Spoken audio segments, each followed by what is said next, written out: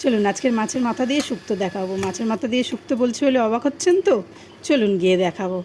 এটা এদেশীয় না ওদেশীয়দের রান্না বলেন তো কমেন্ট করে।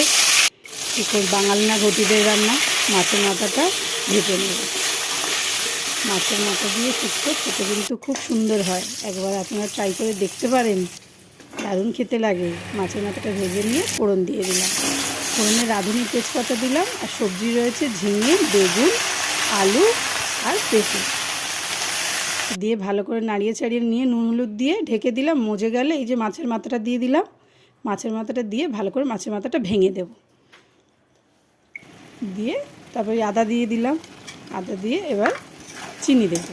এর মধ্যে একটু চিনি না দিলে ভালো লাগবে না, চিনি দিলাম, দিয়ে ভালো করে নেড়ে জলটা শুকিয়ে গেলে এই যে নামিয়ে ফেললাম। মাছের মাথা দিয়ে শুক্তো কমেন্ট করে জানাবেন কিন্তু।